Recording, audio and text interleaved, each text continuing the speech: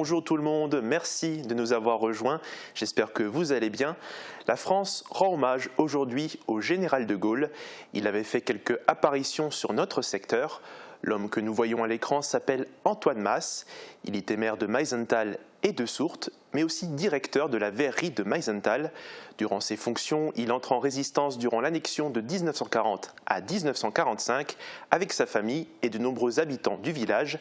Avec l'aide de ses deux filles, Marie-Antoinette Masse et Jacqueline Philippon, ils ont fait passer près de 800 personnes vers la frontière française.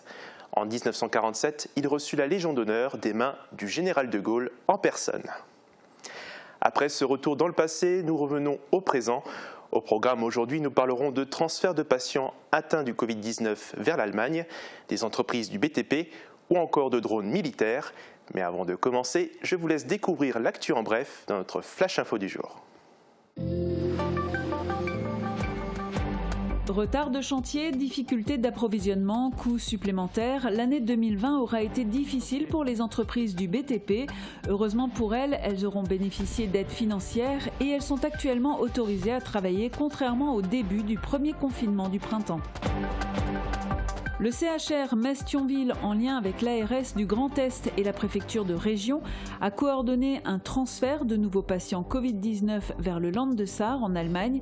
Le pic des hospitalisations est attendu vers le 15 novembre et le but est d'anticiper et de dégonfler les services afin de pouvoir accueillir de nouveaux patients.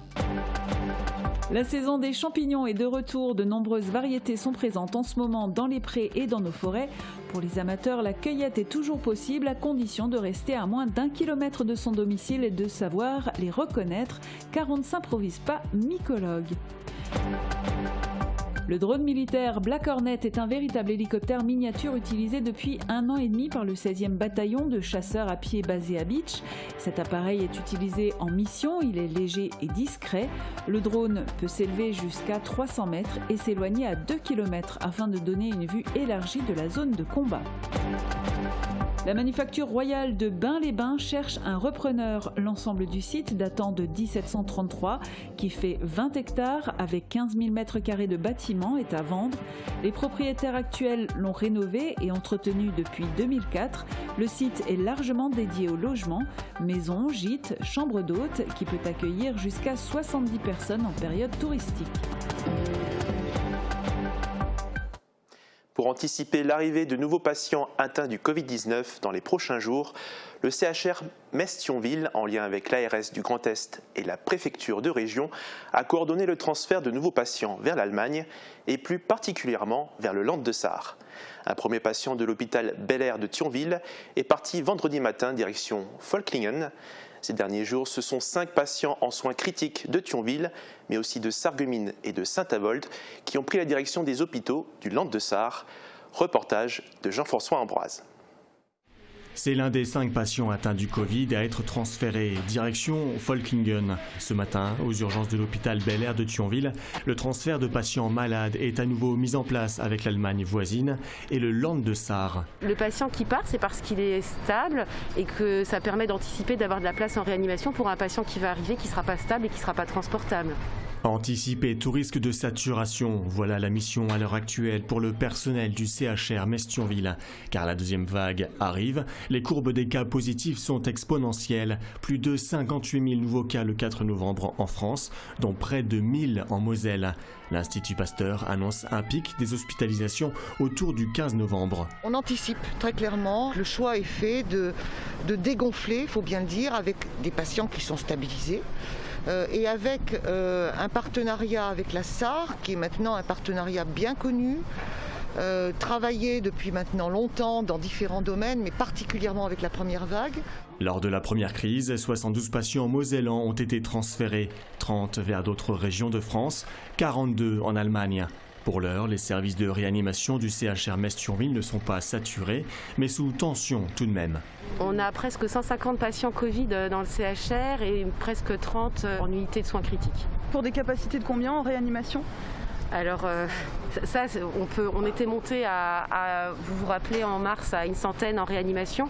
Il sera difficile de monter à autant en capacitaire pour des raisons de ressources humaines, pas matérielles, mais de ressources humaines, médicales et paramédicales. Un appel à volontariat auprès des personnels libéraux est lancé, là aussi pour anticiper le pic annoncé. Dans les semaines qui viennent, d'autres patients mosellans pourraient être à nouveau transférés vers la Sarre. Mais l'Allemagne est prudente. Si la situation est moins préoccupante outre-Rhin, le Land de Sarre est bien obligé de limiter le nombre de transferts par précaution. Et en cette période de confinement, les habitudes de consommation évoluent. Marie-Morgane et David sont allés à la rencontre des habitants de Sarreguemines. David, comment ça se passe ? Salut Thibaut, comme tu le sais, les commerces se débrouillent comme ils peuvent depuis le début du confinement. Click and collect, drive, livraison à domicile, toutes les solutions sont bonnes pour continuer son activité. D'ailleurs, sur le site internet de la ville de Sarreguemines, on peut trouver une liste des commerces qui proposent ce type de service. Et d'ailleurs, est-ce que ça fonctionne, le click and collect ? Eh bien, écoute, pour l'instant, le système peine encore à être connu. Beaucoup de personnes à qui nous avons posé la question ignorent ce que c'est. Je te propose qu'on regarde leur réaction en images. Est-ce que vous utilisez le système de click and collect ? Ça veut dire ? C'est-à-dire que vous commandez sur Internet et vous allez retirer vous-même vos marchandises après auprès des boutiques. Ça m'arrive de le faire sur le net, mais pas trop souvent, là, mais c'est vrai que je le fais. S'il y a urgence, si j'ai commandé un livre à la librairie. Pas vraiment. Moi, je préfère les magasins quand on ouvre, on a le choix. Click and collect, on peut regarder aussi, mais on ne peut pas toucher, on ne peut pas l'essayer, on ne peut rien faire. Non, pas du tout. Je n'ai pas Internet. Non. Pourquoi ? Parce que j'habite à côté des commerces et puis bon, j'ai rien besoin pour l'instant. Après, non. Quelquefois. Pourquoi j'en parle ? Pour quel type de produit ? Oh, des produits pour la maison, bien n'importe. Non, pas pour l'instant. Pourquoi ? J'en ai pas l'utilité. Est-ce que vos habitudes de consommation ont changé depuis le confinement ? Oui, franchement, oui. Oh, honnêtement, oui. Vous pouvez m'expliquer ? On n'a pas trop le choix. Déjà quand vous allez, comme là maintenant dans les supermarchés et tout ça, il n'y a que l'alimentation qu'on peut prendre. Vous pouvez pas, comment vous expliquer ça ? La plupart des magasins, ils sont tous fermés, quoi. Ils sont tous fermés. Je reste chez moi, j'achète plus rien, voilà. Peut-être qu'on consomme un peu plus local, oui, mais pour le reste, c'est pareil. Je fais que l'alimentation et puis ce que j'ai besoin, mais autrement, pour l'instant, on met nos habits qu'on a dans les armoires. Forcément, on ne peut plus sortir comme on veut, donc on se limite, on essaie de regrouper les achats quand on doit. On n'est plus libre, on ne peut plus faire ce qu'on veut. C'est ça le malheur en France, hein. C'est triste. Merci David et merci à Marie-Morgane qui t'accompagnait au cadre. 2020, une année sans doute à oublier pour tous et notamment pour les entreprises du BTP. Si aujourd'hui elles ont la possibilité de travailler, ce n'était pas le cas lors du premier confinement du printemps. Mais aujourd'hui, les mesures sanitaires continuent de les impacter. C'est un reportage de Guillaume Dumonteil. Un profond soulagement. Heureusement pour elles, les entreprises du bâtiment et des travaux publics peuvent continuer de travailler dans cette deuxième période de confinement. La première phase au mois d'avril a été très très compliquée pour nous puisque par exemple l'entreprise Houlet, on a été arrêté pendant plus d'un mois et demi, c'est-à-dire à 100%. Personne ne travaillait à part quelques personnes au bureau, on a une facturation zéro, quoi. Donc les conséquences du premier confinement sont que beaucoup d'entreprises du bâtiment vont avoir un chiffre d'affaires qui va être réduit à peu près de 20% par rapport à l'année précédente. L'impact qu'on a eu, clairement, c'est au niveau du retard des chantiers. Donc à un moment donné, on a dû tout revoir au niveau des plannings, au niveau des commandes qu'on a eues auprès des clients. Donc on a dû repousser toutes les commandes. Mi-avril, les entreprises du bâtiment ont eu l'autorisation de reprendre leur activité, mais il y a eu embouteillage au niveau des commandes passées auprès des fournisseurs. Toutes n'ont pas pu être livrées en matières premières au même moment, ce qui a entraîné de nouveaux retards sur les chantiers. Pour pouvoir continuer de travailler, les entreprises du bâtiment ont dû suivre un protocole avec tout un éventail de mesures sanitaires. Elles sont simples à mettre en place, elles ont un coût. Par contre, pour nous, entreprises, ça représente à peu près entre 7 et 8% de charges en plus. Ça correspond à l'achat des masques, au gel hydroalcoolique, au fait aussi de perte de temps de travail par rapport au temps de nettoyage, par rapport au temps de lavage des mains, par rapport à toutes ces dispositions qui sont chronophages et qui nous font perdre un peu de temps de production. Perte de temps aussi en amont. Lorsqu'on envoie nos chauffeurs de camions récupérer de la marchandise chez les fournisseurs, avec leur protocole en place, au lieu de mettre une demi-heure de temps pour faire le chargement, ils vont utiliser pratiquement le triple, voire le quadruple de temps. Point positif, les entreprises du bâtiment ont été soutenues par l'État par l'intermédiaire du paiement du chômage partiel au printemps et par la mise en place du prêt garanti par l'État. Cela a permis de soulager leur trésorerie. Les chantiers continuent, mais la fédération BTP Moselle a décidé de reporter son assemblée générale à cause du contexte sanitaire. C'est traditionnellement l'occasion de faire le point sur ce secteur d'activité qui est un indicateur de l'économie à échelle nationale. Il en découle le fameux dicton « Quand le bâtiment va, tout va ». La fédération du BTP a dans l'ensemble bien accueilli les mesures gouvernementales, mais elle milite sur différents axes. En premier lieu, l'échelonnement sur 8 à 10 ans du prêt garanti par l'État. La fédération BTP souhaite aussi des mesures complémentaires pour les bâtiments neufs ou encore la réévaluation du dispositif MaPrimeRénov' pour que toutes les activités soient concernées par ce plan. On fait le point en détail avec le président de la fédération BTP Moselle. Le BTP continue son activité pendant le confinement. Quel est finalement l'impact de la Covid-19 sur les entreprises ? Nos chantiers n'ont pas arrêté, même par rapport à avant cette nouvelle période de Covid. Ils se déroulent normalement. Bien sûr, il faut qu'on respecte les mesures barrières, qu'on suive rigoureusement les consignes du guide de préconisation à la lettre, et ce qu'il faut dire aussi, c'est qu'il est régulièrement mis à jour en fonction, il évolue constamment en fonction d'un certain nombre de critères sanitaires complémentaires. Dans le secteur du BTP, quelles sont les retombées attendues du plan de relance ? Est-ce que vous réclamez plus de la part de l'État ? Alors, le plan de relance a été accueilli très favorablement par notre profession. Maintenant, il faut passer aux actes. Il faut que les investisseurs publics lancent leurs projets. Il y a un certain nombre de projets qui sont prêts. Il faut qu'ils les lancent, que de nouveaux appels d'offres aient lieu dans les meilleurs délais. Nous avons une charge de travail, on va dire, jusque début d'année prochaine. Il faut impérativement éviter les trous d'air. Donc il faut lancer des appels d'offres pour que nos entreprises puissent continuer dans la sérénité leur travail. Comment voyez-vous l'avenir ? A priori, on se dit que vous devez être plutôt serein, plutôt confiant, puisque vous venez de créer à Sarreguemines une antenne délocalisée du CFA BTP de Montigny.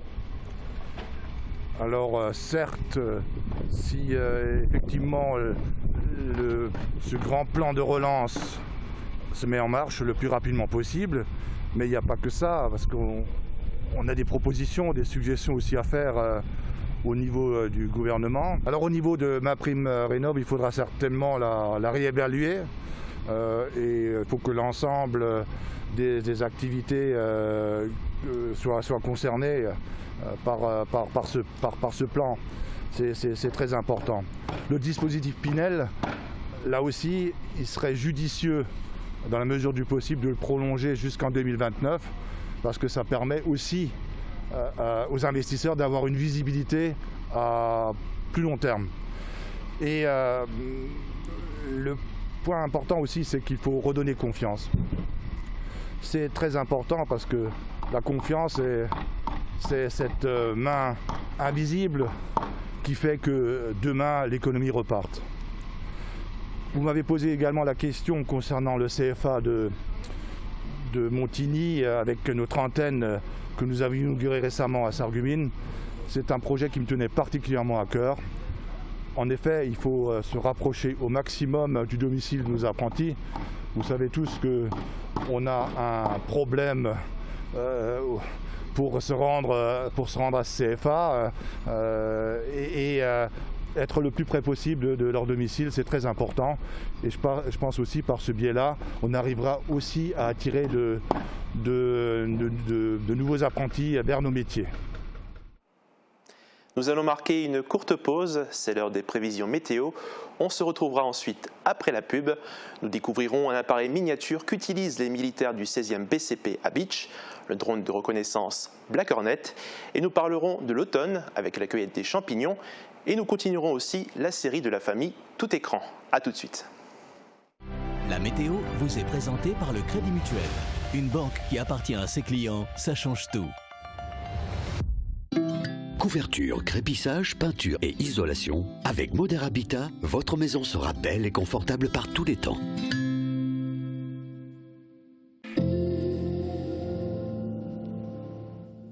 Bonjour tout le monde, j'espère que vous avez bien profité de ce week-end ensoleillé parce que la grisaille est de retour pour demain.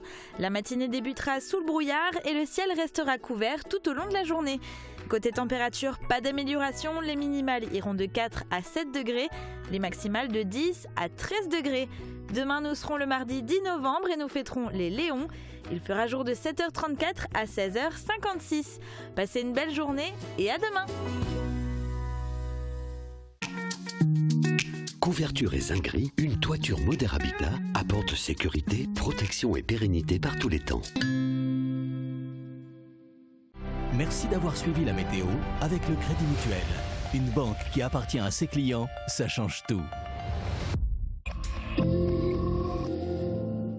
Ne cherchez plus, le roi des vins est à Stirin-Wendel. Retrouvez plus de 3500 références de vins, une large gamme d'épiceries fines et des idées cadeaux pour chaque occasion. Le roi des vins, c'est du choix, des prix et des conseils. C'est aussi un service drive, une boutique en ligne et des livraisons prêtes en 24 heures. Le roi des vins à Stirin-Wendel, où choisir devient un plaisir. L'hiver est à notre porte. Le changement de pneu est fortement conseillé. Spécialiste du pneu depuis plus de 40 ans, Speedy vous propose toutes ses gammes hiver au meilleur prix. L'équipe reste aussi à votre service pour l'entretien courant et toutes vos réparations. Pour une bonne sérénité, Speedy à Sarreguemines vous accueille 6 jours sur 7, avec ou sans rendez-vous. SM Distribution propose une large gamme de produits anti-Covid pour particuliers et professionnels. Équipez votre enfant avec nos masques adaptés dès l'âge de 6 ans et découvrez notre Puro Biocide et Virucide biodégradable qui désinfecte et cicatrise et tue le virus en 30 secondes. SM Distribution répond à tous vos besoins anti-Covid-19. Vous êtes seul, vous avez envie de partage, de confiance, de dialogue, d'être aimé. N'hésitez plus, faites le premier pas. Fanny Jameau vous accompagne. Elle saura vous écouter et vous aider à faire le deuxième pas, celui qui vous mettra en relation avec des personnes ciblées et qui vous correspondent. L'agence Avenir Complice vous accueille à Sarreguemines et à Metz. Près de chez vous, quelqu'un vous attend. Niché dans un écrin de verdure au bord de l'autoroute à Ambar, l'hôtel Sweet & Smart soutient à fond le sport local. Contre la Covid-19, mais aussi la grippe et les virus de l'hiver, il y a les gestes barrières. Lavons-nous les mains régulièrement. Toussons ou éternuons dans notre coude. Utilisons un mouchoir à usage unique. Respectons la distanciation physique. Portons un masque dès que c'est recommandé. Ensemble, continuons d'appliquer les gestes barrières. Nous continuons notre journal et nous partons à Beach Camp. Nous vous présentons un appareil de reconnaissance qui fait la taille d'une main. Le 16e bataillon de chasseurs à pied s'est équipé de drones Black Hornet. Il peut jouer un rôle décisif dans les zones de combat. Un opérateur drone accompagne les troupes et les aide dans leur progression. Voici les images d'une petite démonstration. C'est un véritable hélicoptère miniature. Depuis 1 an et demi, le drone de reconnaissance Black Hornet fait partie du matériel utilisé par le 16e BCP en opération. Le caporal Jérôme est opérateur drone. Il a suivi une formation d'1 semaine pour pouvoir le piloter et il l'a déjà utilisé sur le terrain. Donc au Mali, dernièrement, il n'y a pas très longtemps, j'ai dû l'utiliser pour reconnaître un village, pour voir la progression de nos troupes et vérifier qu'il n'y avait rien cacher derrière un carrefour, un bâtiment, voilà, ainsi de suite. Son rôle, être opérationnel à tout moment. Il peut durant une mission se déployer très rapidement. L'opérateur drone progresse avec son équipe, mais il reste à couvert. Il se situe au même endroit que tout le monde, forcément un petit peu plus protégé. Tant qu'il est avec le drone, il ne peut pas s'occuper du combat, mais il reste avec tout le monde ou dans le véhicule à l'arrière. Un engin léger et discret qui donne une vue élargie de la zone de combat. Il peut s'élever jusqu'à 300 mètres de hauteur et s'éloigner jusqu'à 2 km. Mais les qualités du Black Hornet lui donnent quelques difficultés. Il est notamment très sensible aux conditions météorologiques. L'opérateur possède 2 drones d'une autonomie de 20 minutes qui se rechargent avec la tablette. Et une fois la mission terminée, il se range dans la poche. Désert, nous allons voir maintenant ce qui se passe sur Terre. Nous sommes en automne et c'est la saison des champignons. Aller à la cueillette n'est pas interdit en période de confinement, mais votre terrain de cueillette doit se trouver à moins d'1 kilomètre de votre domicile et dans la limite d'1 heure de sortie. Après, il faut savoir ce que l'on cherche. Nous avons suivi Emile Eitel autour d'Egelsart pour une balade à la découverte de ces organismes si particuliers. On ne s'improvise pas mycologue pour connaître les champignons et savoir les trouver et les reconnaître. Il faut du temps et de la patience, des années d'apprentissage avec des spécialistes et beaucoup de curiosité. J'ai commencé tout jeune à Spelchy, par exemple, on ne prenait que la girole. Mon père prenait en plus les clavers et c'était tout. Donc tous les cèpes, on les laissait. Et c'est comme ça que m'est venue la passion. Et comme j'étais forestier, forcément, je voyais des champignons tous les jours et je m'y suis intéressé. Après, c'est une expérience. C'est-à-dire, vous commencez par connaître des champignons, vous commencez par les nettoyer, vous voyez s'ils sont creux, s'ils ne sont pas creux, vous connaissez leur consistance, vous apprenez à connaître leur odeur, vous connaissez leur saveur. Tout ça, c'est très très important. Emile Eitel est un ancien forestier qui s'est passionné pour les champignons, comestibles ou pas. Des livres, il en a beaucoup sur le sujet. Et parfois, il n'a pas besoin d'aller très loin pour dénicher quelques spécimens de champignons. Oui, la preuve en est, c'est que là, on est au milieu des maisons, on est dans les gazons. Et puis voilà, tout de suite, dans ce gazon-là, qui fait partie de mon terrain, vous avez tout de suite une espèce de champignon qui est comestible. Donc c'est très très intéressant. Un tout petit champignon. Donc c'est le marasme des oréades. Alors les oréades, c'est les nymphes de la nature, hein. C'est très romantique hein, ce nom-là, j'aime bien ce nom. Donc c'est un champignon comestible, mais le pied est trop filandreux ou trop ligneux, on ne mange pas les pieds, on ne mange que la tête. C'est un champignon particulièrement intéressant, d'ailleurs une bonne odeur. Coulmel, amanite ou parasite, on peut croiser de nombreuses variétés de champignons au cours d'une promenade. Les prés et les forêts ont bien des choses à dévoiler en suivant notre guide. Il y a à travers le monde 30 000 espèces, oui. En France, les Français en consomment une centaine d'espèces, hein. Pas plus, hein, une centaine d'espèces. Ici sur le pays de Beach, là, il y a des milliers d'espèces. Et moi-même, je ne sais pas, je ne les ai pas comptées, une trentaine, facile 30, 40 espèces que je connais, genre 10, 20 que je consomme, quoi, oui. Notre but, ce n'est pas de vous faire connaître les champignons, les identifier, non, ce n'est pas ça le but. Parce que si vous regardez les champignons à l'écran et vous vous dites, maintenant je les connais, je vais les cueillir, il est prouvé, hein, les mycologues ont trouvé que vous faites dans 50% des cas une erreur, hein, parce que chaque champignon, il a des copains qui lui ressemblent, hein, puis il faut faire attention quand même. Hein. Et dans le prochain épisode de cette promenade, on vous parlera d'un phénomène qui a inspiré quelques histoires, les fameux ronds de sorcières. Nous nous dirigeons tout de suite vers les forêts des Vosges. Martine et François Cornevaux sont propriétaires de la Manufacture Royale de Bas-les-Bains depuis 2004. Ils ont décidé de passer la main et cherchent un repreneur pour ce site exceptionnel. Via Vosges les a rencontrés. Notre rêve quand même, ou notre fantasme, c'était un château avec sa petite chapelle et un beau parc. Malheureusement, tout l'ensemble était à vendre, donc on a assumé la totalité. Mais avec du recul, c'est très très agréable parce que on a créé une vie sociale, on a créé une vie culturelle, on n'est pas tout seul perdu dans la pampa. Il y a 16 ans, presque jour pour jour, Martine et François Cornevaux devenaient propriétaires non seulement de cette maison de maître et de sa chapelle, mais aussi de l'ensemble du site de la Manufacture Royale de Bains-les-Bains, datant de 1733, et qui fut la plus grande ferblanterie de France. 15 000 mètres carrés de bâtiments et un parc de 20 hectares qu'ils ont rénové et entretenu année après année. Le moment est venu de passer la main. Quand on a un grand domaine comme ça et qu'on prend de l'âge, on a envie de le céder à quelqu'un d'autre. C'est une sorte d'obligation parce que la manufacture, c'est une PME. On avait l'argent pour en acheter une toute petite partie et puis on a fait au fur et à mesure, mais on part jamais sans rien. Il faut un minimum. Et effectivement, l'avantage que ce soit une PME, c'est qu'un jeune peut en avoir une petite partie, mais comme le domaine s'autofinance parfaitement, il aura des prêts à la banque. En fait, les gens, quand ils sont au château, quand ils viennent en chambre d'hôte, ils ont leur espace aussi. Prix de vente 2 100 000 € pour ce site exceptionnel que le couple Cornevaux a largement dédié au logement. Maison, gîte, chambre d'hôte, 20 personnes habitent ici en tout temps et jusque 70 en pleine période touristique, avec des curistes qui reviennent année après année, sans oublier l'aspect culturel avec des visites, expositions et même des tournages cinématographiques. On a la place pour tout faire, hein. On peut héberger des entreprises, on peut collectionner des voitures, faire de l'élevage de chevaux, tout est possible. Ce que nous en avons fait, c'est ce que nous voulions en faire.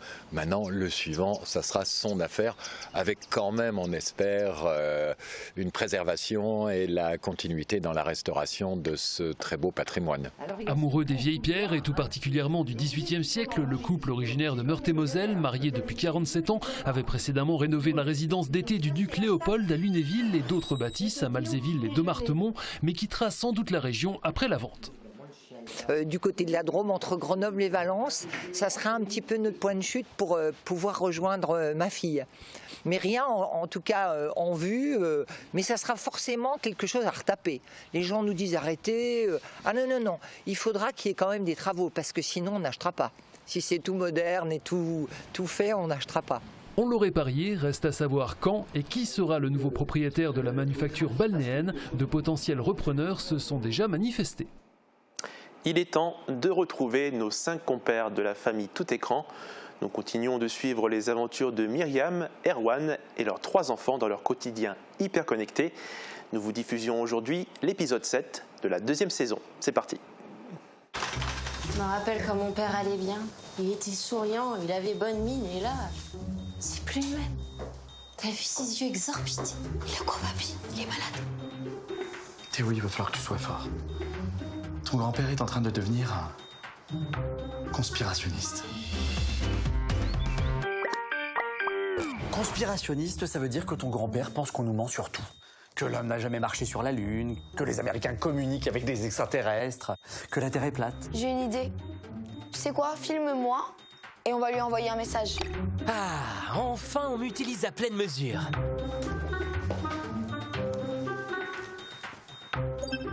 Salut papy, ici la Terre, faut que t'atterrisses. Arrête de penser que les crocodiles gouvernent le monde les soirs de pleine lune. Ça c'est mon fils. Arrête de croire n'importe quoi, parce qu'il existe plein de sites avec des vraies informations. C'est tout moi. Et si tu le fais pas, eh ben je vais venir chez toi et je vais changer ton mot de passe Wi-Fi. C'est vraiment ton fils, tout en mesure. Si vous voyez une information stupéfiante, choquante, bouleversante, méfiez-vous. Soyez malin et faites comme Théo. Prenez toujours le temps de croiser les sources d'informations. Et si vous avez un doute, ne partagez pas. Je viens de lire que les hommes chauves embrassent mieux que les autres. Ah ouais? Faut que je vérifie mes sources. Ce sent la fake news.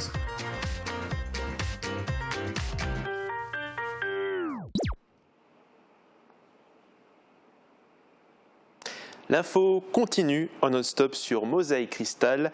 Vous pouvez aussi revoir cette émission et les sujets sur notre page Facebook ou notre site internet www.mosaïque-cristal.tv. Prenez soin de vous.